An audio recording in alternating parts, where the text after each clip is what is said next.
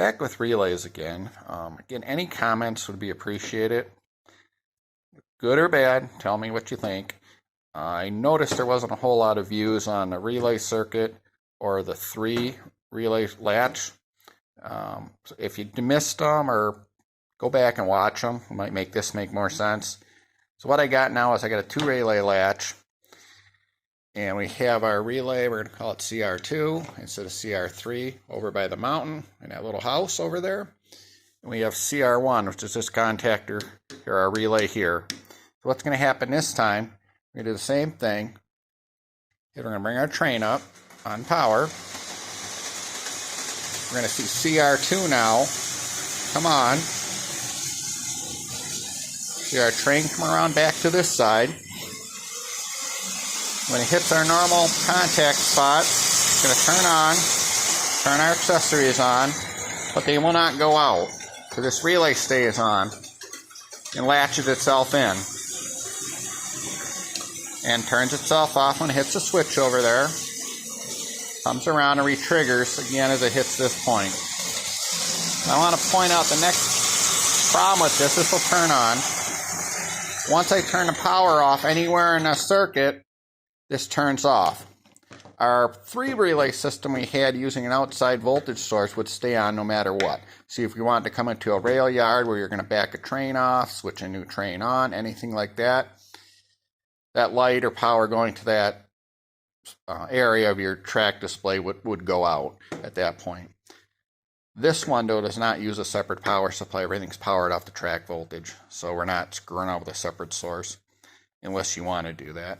So basically what I'm doing, very sloppily, is I have this black wire, which is our track power, let's say it's power. And I could get this anywhere from this point to this point, down right off the transformer. But I just jumped it off here. And this is running around to this point. This is going here on this little black wire, through this cable out all the way to our relay contacts over there, which are normally closed. Back to this white wire, to this white wire here, which I'm bringing around to our positive side of our coil. This is AC, so positive, negative doesn't really matter, but anyways, this is our coil input.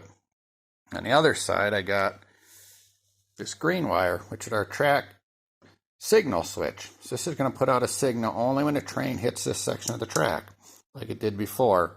This is coming up and being fed into the negative side, or the other side of the coil. When this triggers, it's going to turn this coil on. I wired this other wire, blue wire in here, goes up around the contact on our coil. So what's going to happen when this gets triggered, this contact inside here is going to turn on and jump power all the way back around from this white wire back to the negative side of our track. And what basically we're doing with that entire circuit is we're jumping this out to this out. So we're bypassing this little fiber pin that's in there. And it's going to be bypassed until our track hits the signal track over there on the other side of the table over there. So basically what I'm doing on the print is similar to before. I got our power positive side, and this goes up to the train on the rails.